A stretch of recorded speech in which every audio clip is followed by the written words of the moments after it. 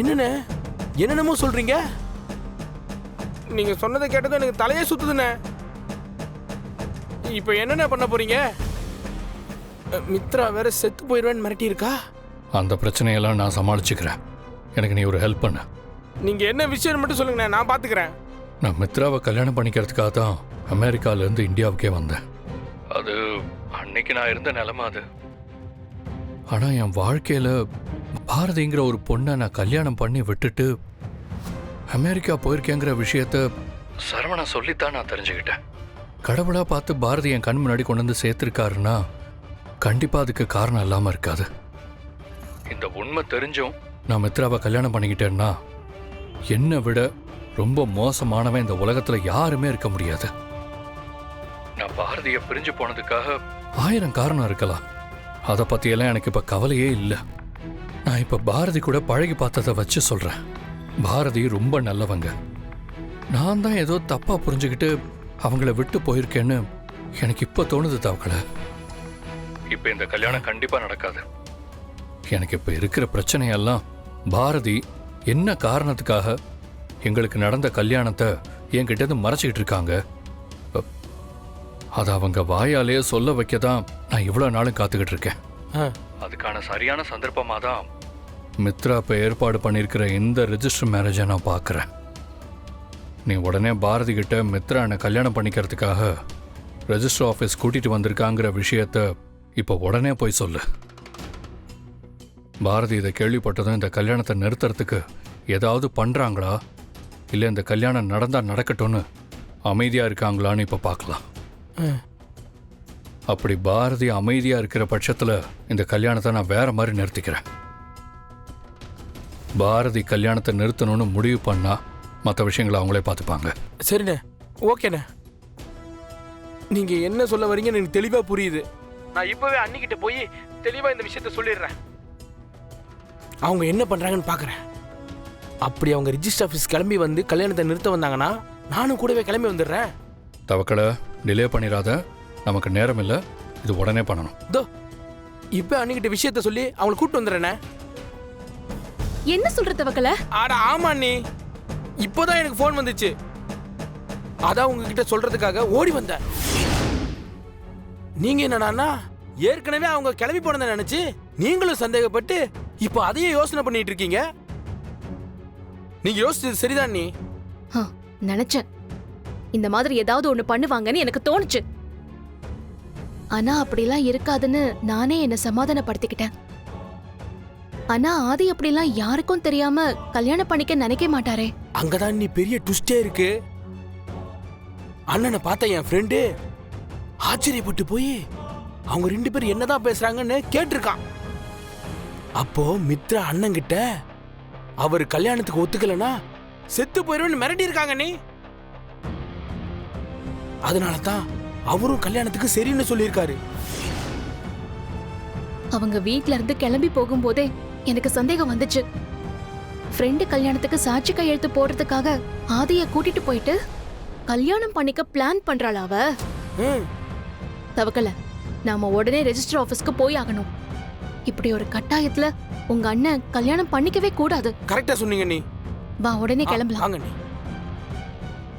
பாரதி, எங்கேயாவது வெளியே போறீங்களா?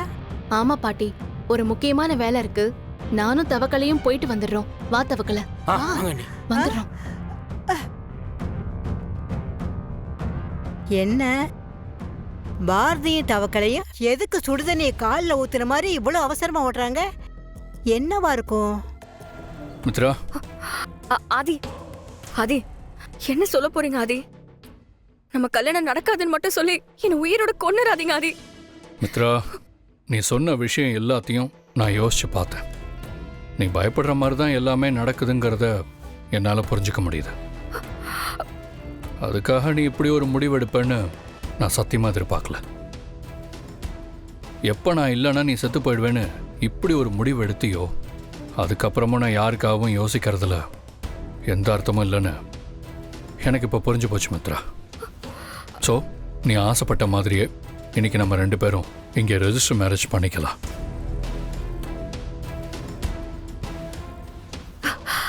ஆதி, நிஜமா தான் சொல்றீங்களா?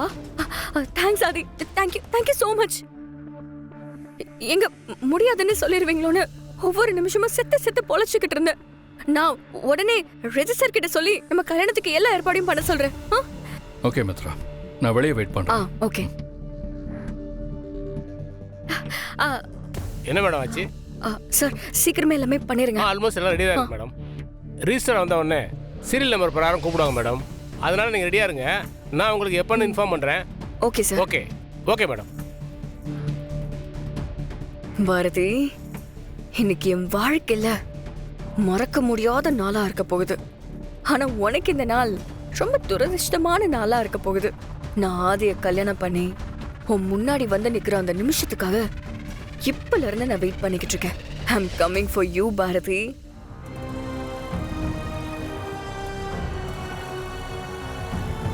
மித்ரா இப்படி ஒரு வேலையை பாப்பான்னு நான் யோசிச்சேன்.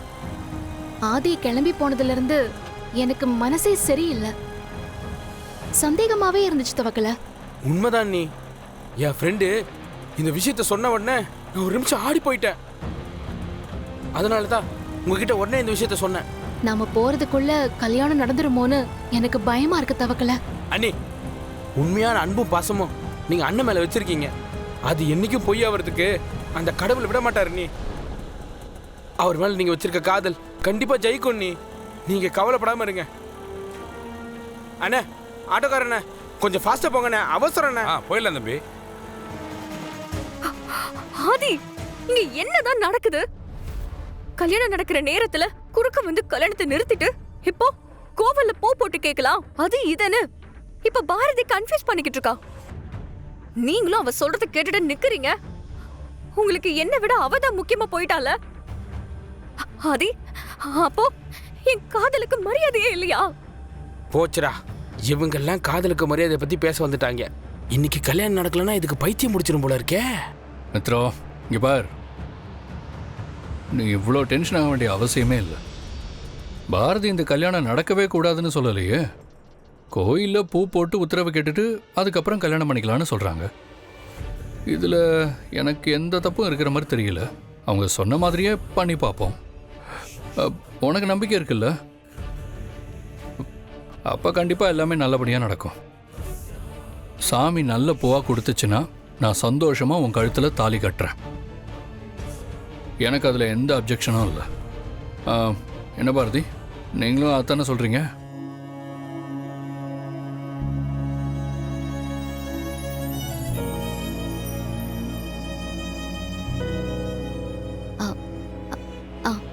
ஆமா சார், அதேதான்.